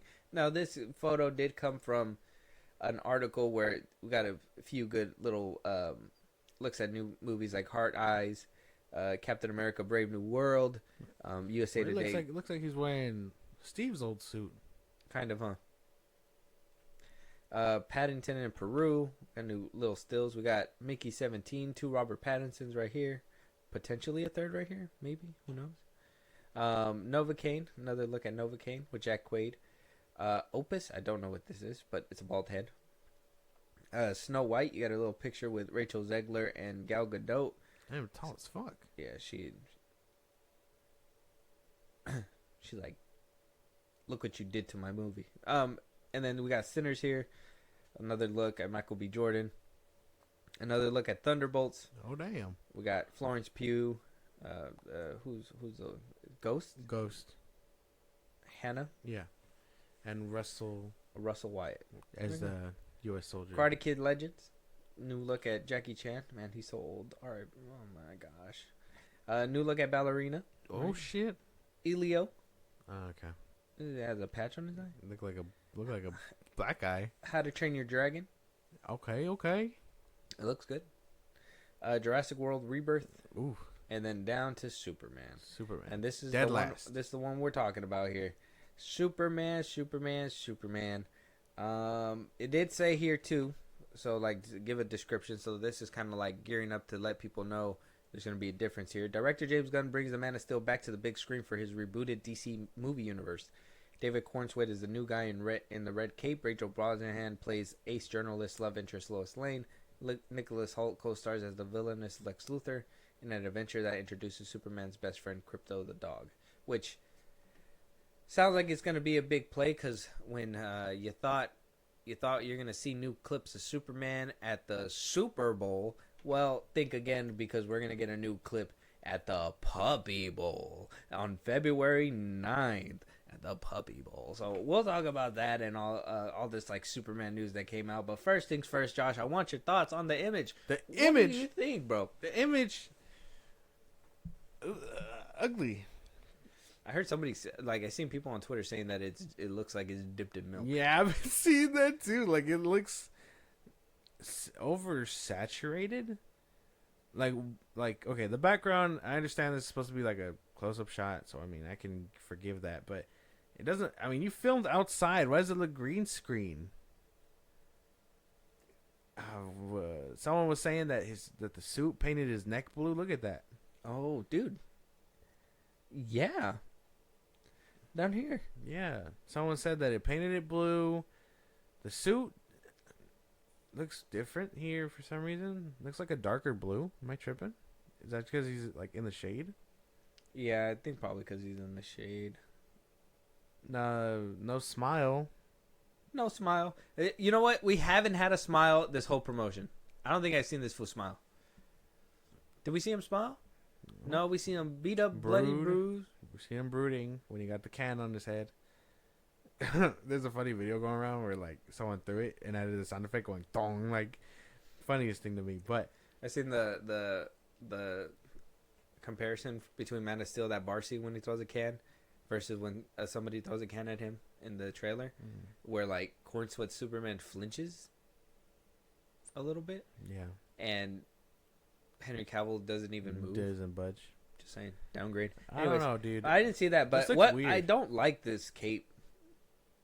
I don't like the cape going into the holes. Mm-hmm. I don't enjoy that. They changed it for the collar. They really wanted that collar, so they instead of having it lay on his shoulders, they had to tuck it in to reveal the collar. I get that because of the new 52s and stuff like that, but like, could we have made it look a little bit better than this? Probably not. Not without the collar. This is the best that we can do. Yeah, that's what they said. That's what they landed on because, you know, trunks and whatnot. I don't know, dude. I think this picture looks kind of off. Like, it's fine, I guess, but it's nothing crazy. I think having a promotion during the Puppy Bowl is one thing, and then we're probably going to get another thing for the Super Bowl. Probably not as long. But yeah, interesting. Who the fuck watches the Puppy Bowl? You don't think this looks like a Superman? No. I don't think so. I don't like the way the picture looks, but I will say Corn Sweat's face as like Superman is very warming. You think so? I think so. I will at least give him that. I think he does have like all. I'm sure he looks like Superman. Yeah, I think he does. I think he gives you that feeling, and maybe that's what James Gunn was kind of looking at him and seeing this still. I can kind of see the vision. I mean, the haircut and everything. Like, I like how that as well as like not super slick back, but it's like kind of like scruffy, but still has the curl and all that. Yeah. So I don't know. There's something about his face, but I don't like the suit. From the neck down, it just basically it throws me off, and then the background throws me off. I think we put a post up as well where it kind of we compared it to No Way Home's the MCU style. This is what basically we're getting now is the MCU style, and you know one thing's for sure: the MCU built up to that kind of style. It's crazy for the DCU to come out swinging with it. So just saying. Yeah, I don't know, dude. Weird picture. We were at least able to pass some of the MCU stuff because it's like you've been around, you fed us when we were down and shit. You were there since day one, and then here we are. Our demands should be higher. God damn it! You're not a real DC fan if your demands are too high. Shut up. Oh. Jump this mic. I don't know. This picture is just crazy. Puppy Bowl though. I mean, does that ruin our chances of seeing him in the Super Bowl? No. Are they gonna be like, man, where's that Superman trailer? It's like, oh, you missed it. It was on the Puppy Bowl. That's the thing. Who the fuck is gonna watch the Puppy Bowl? Who watches that? Who's like, oh, Saturday night, the Puppy Bowl. Whoever's gonna go to the movie to watch Crypto. What if they like dogs? Some people just love dogs. He's a lame ass dog. It's not even Crypto. It's a fucking shit. It's a rat. It's a fucking bar mob. Like ugly dog. But yeah, so I don't know. I mean, that's cool. I'm pretty sure we'll get like a snippet or something during the Super Bowl. But hosting the Puppy Bowl, I guess that's WB owned, so they could totally just slip it in, you know, no problem. Is it WB owned? Yeah. That's what I read somewhere. Oh, saving money. Super Bowl ad is expensive. Yeah. So we not see Super Bowl? I'm pretty sure we're going to get something small for the Super Bowl. So you think the clip that we're going to see during the Puppy Bowl is just going to be crypto-centric? Probably, yeah. For the, dogs. For the dogs? Yeah. For the dogs watching out there? Yeah. You too can be You a could super be dog. this. Yeah. Just, if you show it to Rufus, it's going to be like, whoa. And then it'll be like, I could be a dog dipped in milk. Anyways, so let us know what you guys think. Moving on, though. So not a lot of new information when it comes to DC. So just let us know what you guys think about the Puppy Bowl, the new picture of Superman, and potentially Josh Brolin as Darkseid. Fuck, who knows? Who knows? That'd be interesting. Who knows? Moving on, though. Holes is getting a gender-swapped reboot at Disney+. A pilot has been ordered. Instead of Stan Lee Yelnez, we're going to be getting Stanlea Yelneza. I don't know. So they're going to be bringing it back for a Disney Plus show, not a movie, a Disney Plus show. It's going to be a series centered around a teenage girl who's sent to a detention camp where the ruthless warden forces the campers to dig holes for a mysterious purpose. What do you think? That shit is ass. Oh, already off rip? That sounds terrible, bro. Why? Why can't you just leave good shit alone? The first one's a classic with Shia LaBeouf and everything. LaBeouf. Everyone remembers Zero. Yeah. All right. Now you're gonna tell me we're getting Zero. Still wilding on That's the crazy. internet. No. nobody want this, bro. Nobody's gonna want this. Nobody's gonna watch this. I think they recently had, I think it was like last year, or the year before, they had like their 15th anniversary or something of the movie releasing, and they like got together. I think Shia LaBeouf was the only one not there, but everybody else was. Yeah, because he fucking, I hate Hollywood. Yeah. You know, like, yeah, his fucking mentality. But yeah, no, this sounds terrible. You're not with it. I'm not with this. You're not gonna be there premiere day. Hell no. For a, I'd watch the original just to deflect their numbers. right? It just puts on the original holes. See, I wouldn't mind if it was like a reboot for like the younger audiences, but yeah, they're changing up a good bit of the story. And last time I checked, even the book is based on a boy.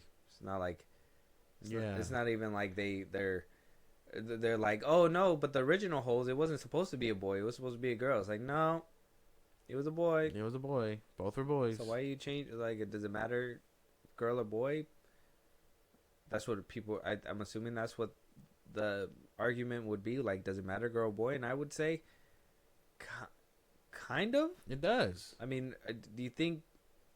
I'm not Should trying. girls be digging holes? Yeah, shouldn't they be doing something different instead of being out there? I don't know. Digging Is it going to holes? be an all girls Camp?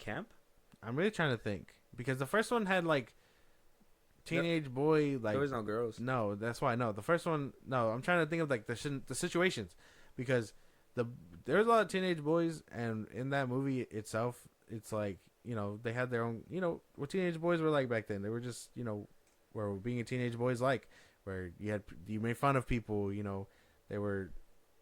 They kind of had their own clique. They were like, oh, like very masculine things going on there. They're just trying to change the situation. Are we gonna get a bully girl that's just misunderstood?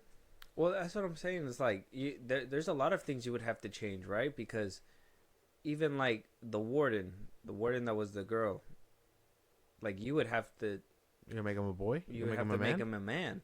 And then the other guy, the other two, the one that with the weird eye, the one with the one that chewed, and then he wound up getting scratched in the face. Yeah. Like that would have to be a woman too. Yeah, like those would have to be women too.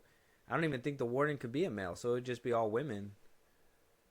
It's just an all women's cast. They're just digging holes, and then figuring out their thing or whatever. But it's like there's so much that would have to change in order to have an all women's cast, and it's like now you're losing, like tension in between certain things, right? So like the warden being a female, but then running like the dude thinking he was the big boss, but still having to answer to the female who was the head, and basically he hated that shit. Yeah, it basically was like the big tension between the relationship. Oh, she's telling me what to do, but only because I have to. Like if I didn't have to, I'd be doing whatever the fuck I want, right? Like, can they have that same dynamic with two females? I mean, is it just like a boss thing? No, like, probably not. I mean, I don't know. This one's gonna be weird. Yeah, thinking about it in detail like that, it's gonna suck, and it's gonna suck a lot more if you have to get a girl that's a little bit heavier, because like the dude, you're gonna have to get a stinky girl. Yeah, there's the dude from the movie where he was like he couldn't even raise his armpits because he stunk. Like I forget what they called him. I think they called him like armpit. Yeah, armpit. You're gonna have to get a girl and call her armpit. They call me armpit. Yeah. Like, why did they call you armpit? They go like because, and he's like, put your arms down. Yeah. Like, yeah, you're gonna have to change a lot of shit for this to work. It just like, I get it, but then I don't, because I'm just like, you're trying to make it for a younger audience. Just make it for a younger audience. Why the fuck are we doing? Just retell the story, if that's the case. Yeah. Why do they gotta be? Why you gotta go and make them all women? And this isn't even like I don't want to like I know like it sounds like we're complaining this could be about bad. Women. Yeah, but I'm thinking more story wise. Yeah, I'm thinking like you'd have to change the story. Yeah. Like the whole story would have to be swapped out. It wouldn't be the same. Because a lot of people would be like, "What the fuck? You're making girls do labor?" And it's like, wouldn't they be doing something else outside of digging holes? I don't know. You don't think a girl could dig a hole? Some bullshit. Like I mean, we know that they can. The warden in the first movie did the original one against their will. That's too damn bad. I remember because I quote it quite often. But I'm tired of this, Grandpa. Well, that's too damn bad. Yeah, no. This is what I mean. Where like Hollywood is just, you think that we're out of the out of the bad ideas section, and then we get into bad idea. And you're like, holy shit, you're stupid. They're like, actually, we have an even worse one around the corner. You just had to wait. Yeah. I hate it. I hate it. It's a setup trick. You're just it's disgusting. Take a look at this one. Just the play fig. So let us know what you guys think, though. The gender swapped, rebooted holes. I mean, disgusting, really. Just doesn't make any sense in the grand scheme of things, but we'll find out. Moving on, though, we may be in the midst of something great or in the midst of something very bad. We did get confirmation that all of Shrek's original cast is coming back. We got Eddie Murphy, Mike Myers, Cameron Diaz is coming back for the cast. But unfortunately, that comes with the downside of Shrek 5 being pushed back a whole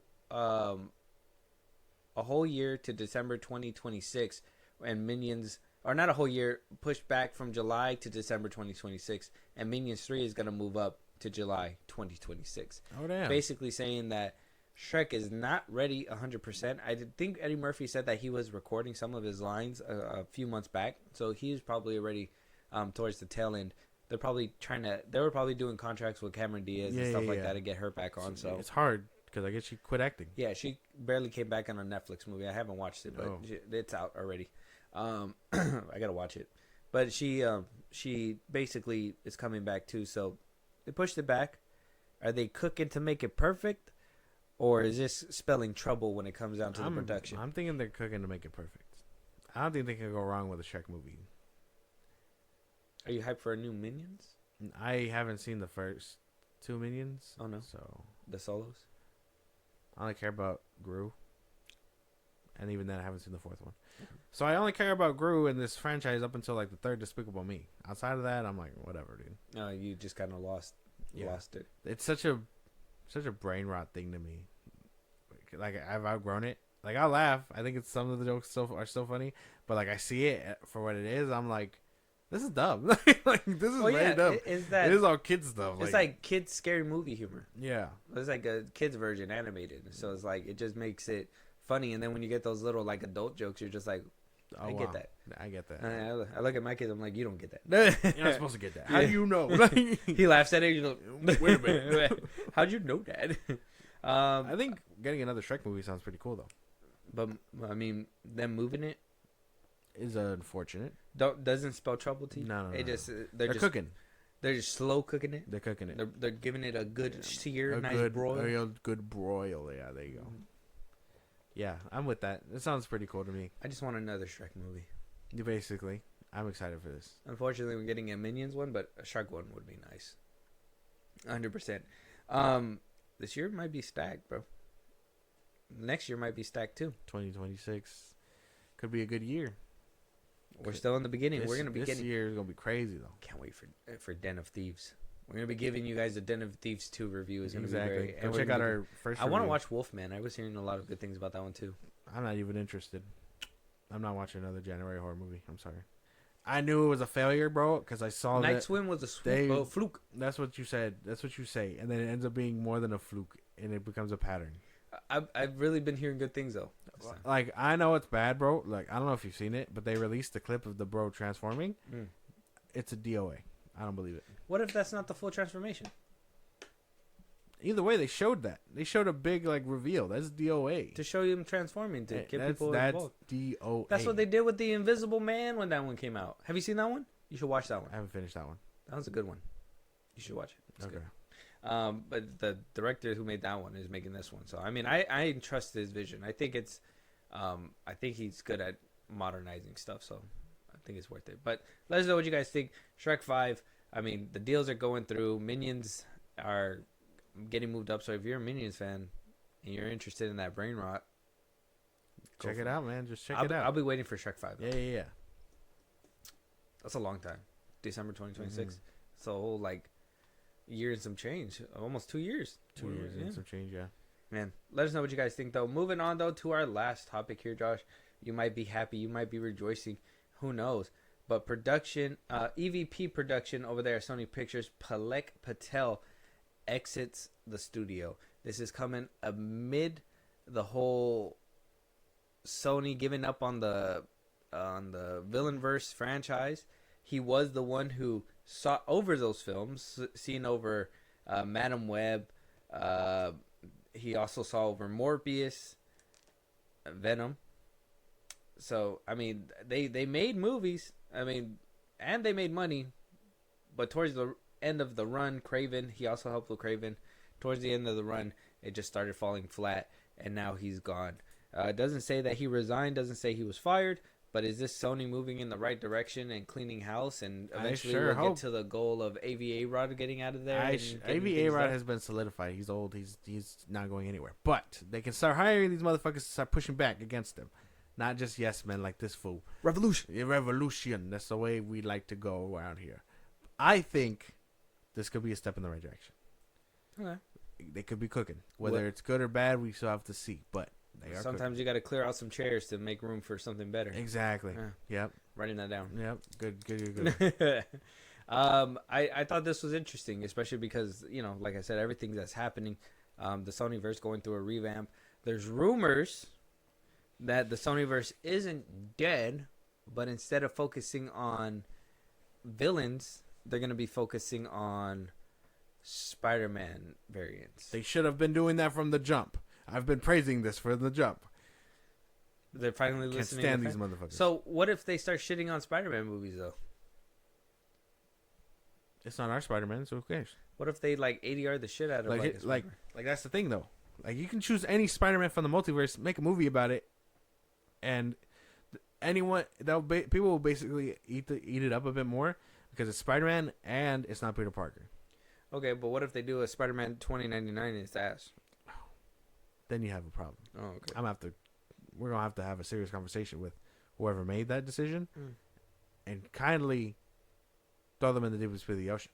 But what if we get like a Ben Reilly in that movie? Sucks. A Ben Reilly movie would go hard. I've been campaigning for that for a while. Oh, okay. Like I want pull that right out of your head. Yeah, yep. I've been campaigning for that because I want to see like the clone and stuff. Okay. I want to see them do the clone thing. And I mean, they could do like Spider-Man Noir. I know he's getting a show. Yeah, he's getting one right now. I think they stopped filming right now because of the fires. Yeah. But like, you could do a lot of cool stuff. So I prefer they've been going this route. Yeah, I'm just worried that. Or if we get Ultimate Spider-Man, like. Yeah, it sounds good, and then you just you read in the trailer cards, the studio that brought you Madam Web. Ain't nobody and Morbius. If they're smart, they won't put Craven. that. If they're smart, they won't put that. Venom. If they're smart, they won't put that. 2. Venom 3. Venom 3. If they're smart, they won't put that. They'll just be like the studio that brought you, the good stuff, like Spider-Man 2. We cherry Spider-Man 3. Okay, we're just gonna ignore the rest. The Amazing Spider-Man, the Amazing Spider-Man 2, Tasm, okay. and nothing more. They're desperate if they're praising Tasm. They're like the first one got a real good following in the crowd in the last couple of years, so they know. I'm just saying. Man. I think they're smart. From the company that brought you Madam Web. It's like, oh, DOA, yeah. DOA, get the fuck. Sorry, can I get my money back? I didn't know that this was that movie. I was very misled. Yeah, I'm just saying that. So it's very interesting that they're changing. Well, see, when you change studio heads, you're changing creativity, right? So you're changing the people that are making this, but also are they changing the people that are vital, right? So like, are we just not changing the people that are we changing the people that are fighting for better, or the ones that are like in the way, stopping you guys from doing whatever the fuck you guys want to do, right? Like, are we gonna get shitty Spider-Man spin-off movies, or are we gonna actually get decent Spider-Man? I'm hoping they see the error of their ways and they are cleaning house of the bad guys getting in the way, so they can bring in new people for a fresh perspective and give us new stuff. Hopefully, Pascal's pillow talking Kevin Feige for better ideas. Like, so how'd you do it? He's like, I don't like that you talk. No, I don't like that you guys get all these questions. But we'll give him my hat. I'm leaving. I do think that this Sonyverse needs a lot of attention and care. So hopefully they get people that actually make sense. Get Michael Bay on it. That could work. Michael Bay Spider-Man movie. Yeah, that could work. Imagine that cool ass shot of like 2 buses exploding and Spider-Man just like flying out of the flames. Could be cool. Green Goblin's on top of him. Stay down, Spider-Man. Oh, fuck you, Spider-Man. Yeah, he does that, and then he just looks up. He's like, Peter's like, "You'll never stop at one. I'll take you all on it." Shit! Oh shit! Starts like, webbing him up. No, Optimus Prime shows up. That's my line. Why are you stealing my shit? Megatron, Green Goblin's just like, what the fuck is that? Yeah. And then you see the Rise of the Beast cast, and you're just like, whoa. Wait. Okay, who let these guys on You had set, something, man? but then AVA Rod had to say, no. He was like, actually, we're working with Paramount now. Right. Yeah, we're just making up scenarios over here. That's not actually happening. No. We're I don't think we'll get a. It's the last bit of the episode. We get to have fun as much as we want now. We get to throw pitches. Yeah, but look, you said I have a problem with this. You said that this was the last topic, but we have a trailer we got to talk about. We do have trailers, but this was long. You want to react to those? I want one trailer. I want the one trailer that I sent to you. That's the only one I want. We'll do that one. We'll do it. Okay, we'll do it. Very good. This is David Ayer's new film, The Working Man. The Working Man.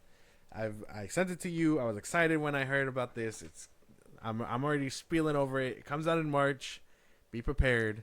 We're gonna react to that trailer right now. It's rated R. David Arbor is also in it. Jason Statham. Now, let's be honest. When we heard this film, we knew what we were getting into. Yeah.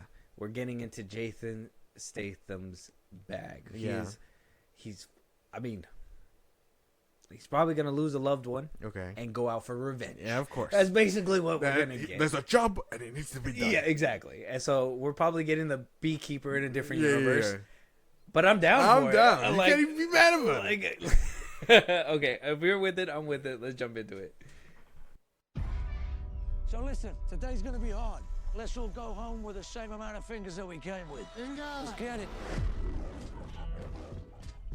When my wife passed and I left the Royal Marines, a lot of people would have given up on me.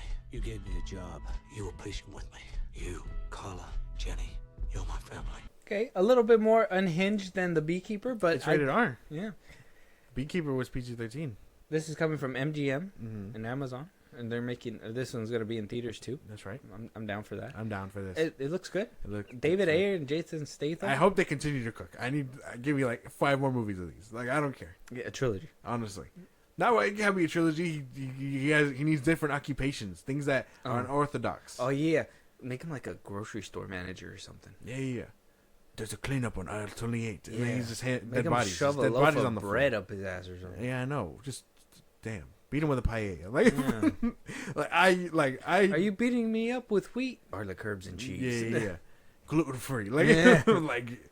I'd be down for these. I need them to continue to make these. It's always funny in these trailers because I remember even in the beekeeper one, he's like, he's the beekeeper, and this one is like, he's a working man, and it's like, you said the thing. You said the thing that the title. So I mean, I have no complaints. I'm okay with this. Yeah. Yep. I am satisfied. Episode can conclude now. Yeah. 10 out of 10. 10 out of 10. Yeah. Okay. Well, I'm down to watch this too.